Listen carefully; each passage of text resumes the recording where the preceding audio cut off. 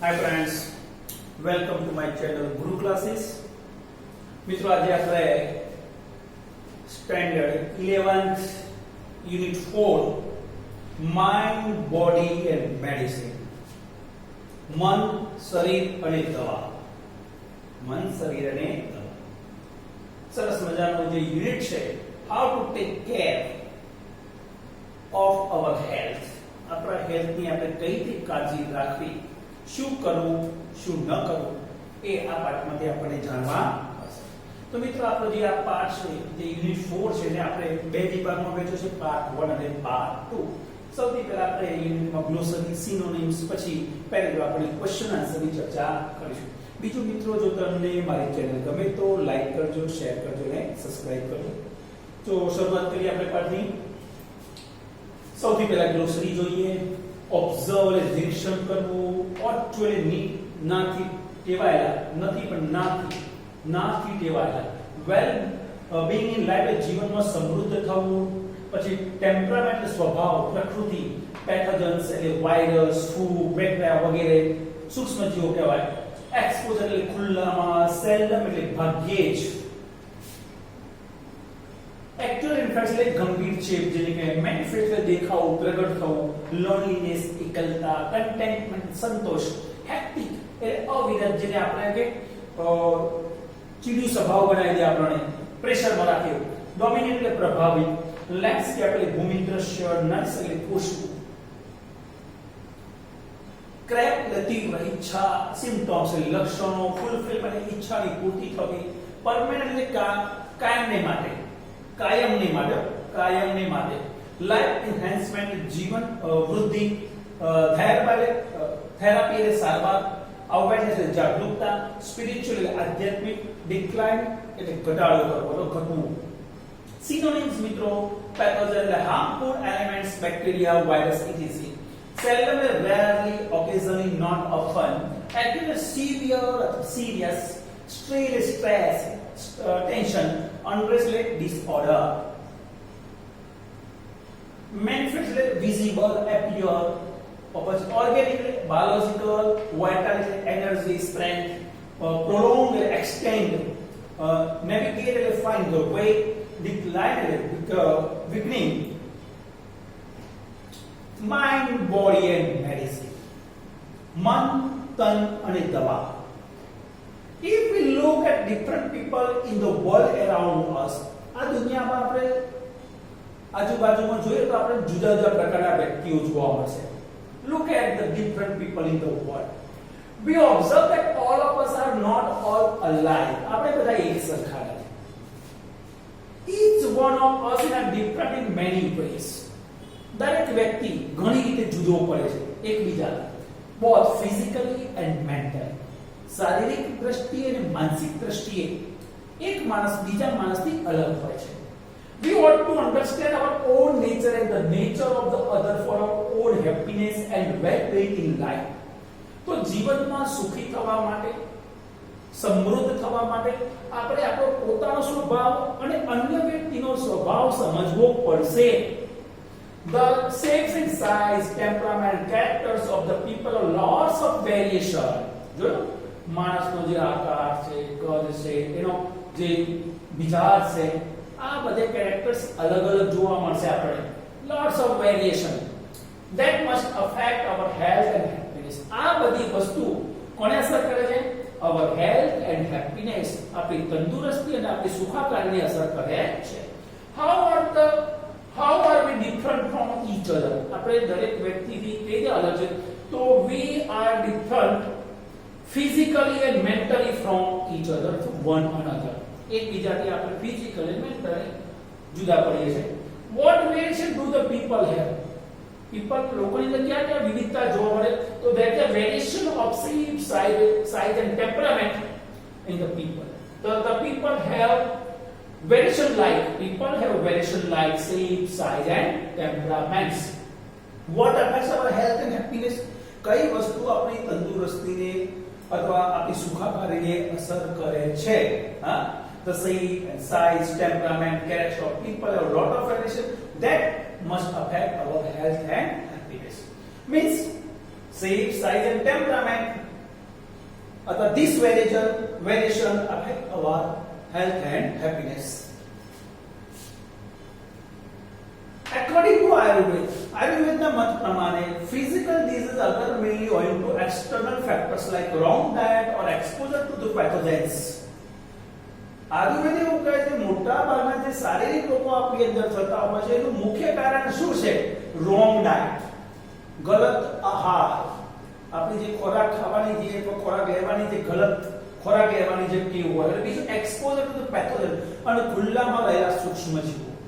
Mental disease arise mainly from internal factors like wrong usage of the sense and the increase of the negative emotion. જ્યારે એ નીકળી જોઈએ કે mental disease માનસિક રોગો કઈ રીતે આવતા હોય, આયુર્વેદ માનસિક રોગો વિશે શું કહે છે?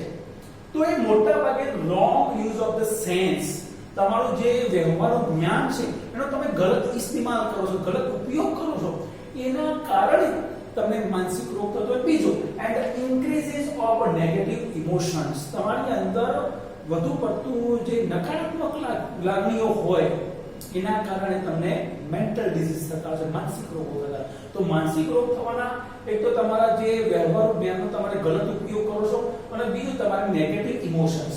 We want to develop the habit of positive thinking.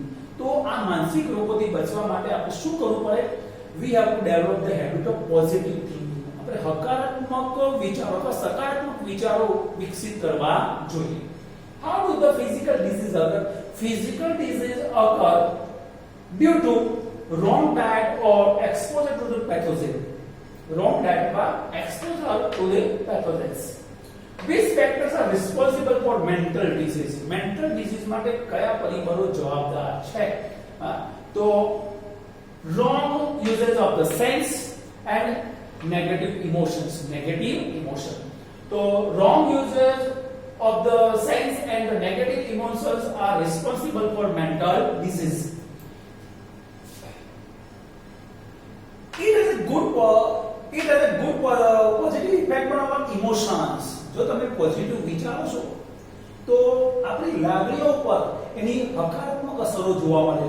However, both physical and psychological diseases are usually mixed up where one seldom occurs without the other. આમ જોઈએ તો ભાઈ જ્યારે એક રોગ આવે બીજો રોગ આવે, માનસિક રોગ આવે તો શારીરિક આવે, શારીરિક આવે તો માનસિક આવે, એટલે બંને શું થાય? મિક્સ અપ થઈ જાય છે. એટલે કહે છે ને, however, both physical and psychological diseases are usually mixed up. બંને રોગ મિક્સ અપ થઈ જાય. One seldom occurs without others. એક રોગ બીજા રોગ વગર આવતો નથી. જો શારીરિક આવે તો માનસિક આવે, માનસિક આવે તો શારીરિક આવે.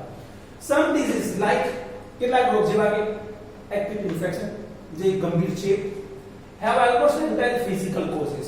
આ બધા શારીરિક અસર કરે છે and can be treated purely on a physical level. અને physical level ઉપર જ ક્યોર કરવામાં આવે છે.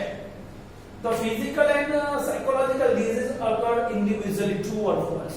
अलग अलग આવે બંને ઉપર. શારીરિક રોગ અને માનસિક રોગ અલગ અલગ આવે છે.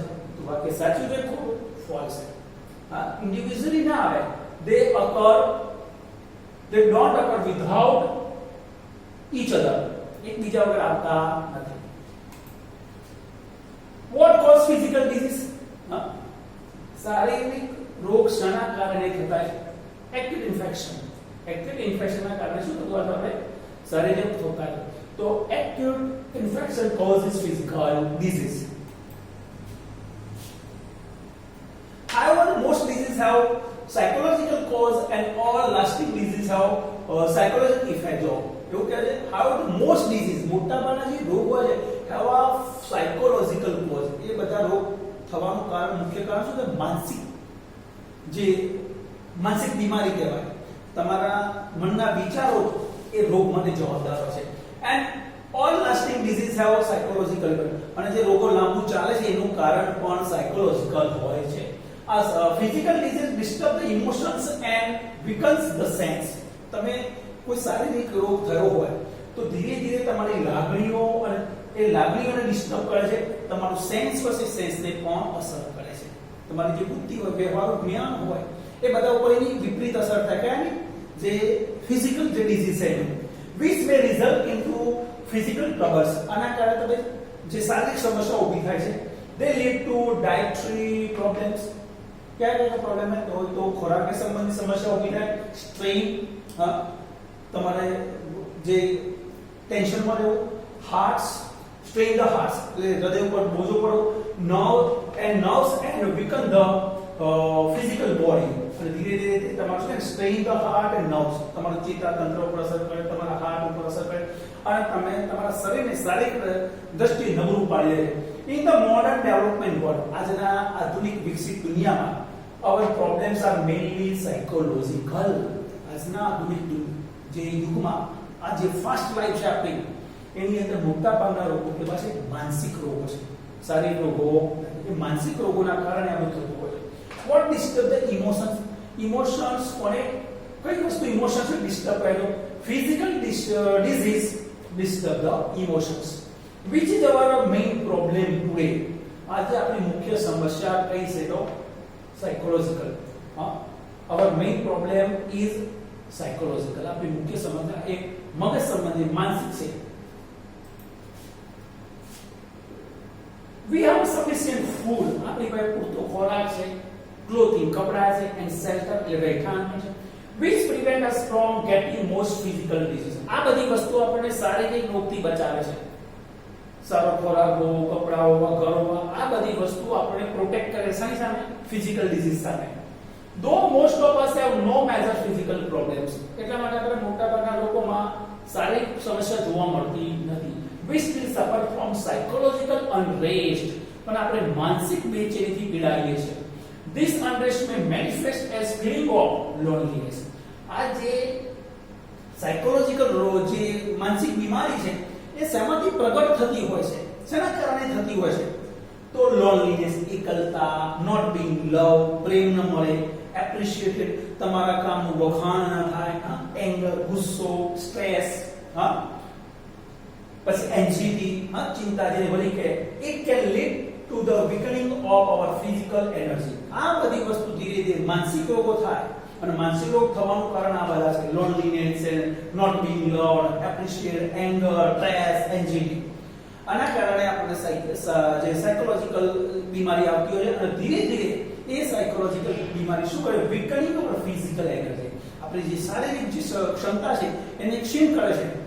And prevent us from doing what we really want to do, અને ખરેખર આપણે જે કંઈ કામ કરવા માંગતા છે એનાથી આપણને આ રોકે છે.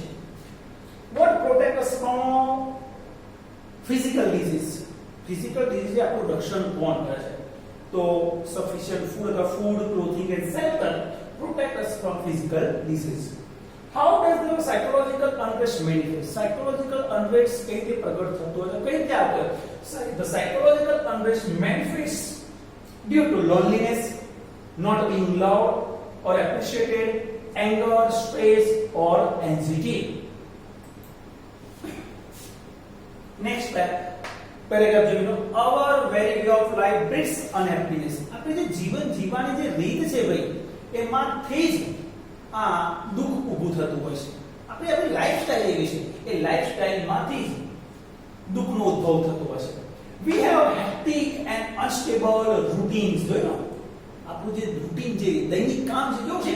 હેક્ટિક, આરામ વગરનું, અને અનસ્ટેબલ, અસ્તવ્યસ્ત, કઈ ખાવાના ઠેકાણા, ઊંઘવાના, જાગવાના કઈ ઠેકાણા જ ના હોય. એમાંથી એ રૂટીન, આપણું જે દૈનિક જે રૂટીન છે, જેને રૂટીન લાઈફ કહેવાય, દૈનિક જીવન કહેવાય, એ આપણું આ દુઃખનું કારણ છે. In which there is a little peace or contentment. આવી જિંદગીમાં શું હોય? Little peace and contentment. ઓછી શાંતિ હોય, ઓછો સંતોષ થાય છે આપણે જીવનથી, કારણ કે આપણી જીવનશૈલી જેવી છે, અને એ જીવનશૈલીને કારણે આપણે સંતોષ થતો નથી અને શાંતિ પણ મળતી નથી. We have disturbed the organic roots of life. આપણું જે બૌદ્ધિક જે જીવન જીવવાની રીત છે ને, આપણે ડિસ્ટર્બ કરી નાખીએ. લાઈક ગુડ ફૂડ, સારો ખોરાક લેવો, વોટર એન્ડ એર, પાણી, હવા, એન્ડ હેપી ફેમિલી લાઈફ, અને સુખી કૌટુંબિક જીવન. આ બધા માટે આપણને ટાઈમ રહેતો નથી. કુટુંબ માટે ટાઈમ નથી. સારું ખાઈ પણ શકતા નથી, કમાઈએ છીએ પણ ખાઈ શકતા નથી. શહેરોમાં રહેવાથી પ્રદૂષિત પાણી, પ્રદૂષિત હવા, આના કારણે આ રોગ આપણા જીવનમાં આવતા હોય છે. બાય urban landscape, જો ને હવે છે, we live in an artificial world dominated by an urban landscape. આપણે કૃત્રિમ દુનિયામાં જીવીએ છીએ, હા, જેમાં જે અપ્રાકૃતિક દુનિયા છે, ઊંચી ઊંચી ઇમારતો, પાકા રસ્તાઓ, હા, જે કુદરતી વાતાવરણ જોવા મળતું નથી. એન્ડ માસ મીડિયા, હા, જાહેર પ્રચાર માધ્યમો, there is a little to nourish the soul. આ બધું આપણને આપણી જે આત્મા છે આપણે સંતોષ ઓછું આપે છે. ઊંચી ઊંચી ઇમારતો, પાકા રસ્તાઓ, જે જાહેરાતની દુનિયાઓ, આમાંથી આપણને ઓછો સંતોષ મળે છે. What brings unhappiness? કઈ વસ્તુમાંથી આપણને દુઃખ ઉદ્ભવતું હોય છે, હા? તો unhappiness brings from hectic and unstable routines. From hectic and unstable routines. આપણું જે અવિશ્રાંતિક અને અસ્તવ્યસ્ત જે દૈનિક જીવન છે એમાંથી અનહેપીનેસ પ્રગટ થતો હોય છે. What have we disturbed? આપણે કઈ વસ્તુને આપણે ડિસ્ટર્બ કરી નાખી છે, હા? તો we have disturbed the organic roots of life, like food, good food, water, air, and a happy family life. તો મિત્રો અહીંયા આપણો જે unit 4 mind body and medicine એનો પાર્ટ 1 પૂરો થયો મિત્રો, અને એનો જે પાર્ટ 2 છે આપણે નેક્સ્ટ લેક્ચરમાં જોઈશું. ત્યાં સુધી બધા મિત્રોને મારા બાય બાય, ટેક કેર, જય શ્રી કૃષ્ણ.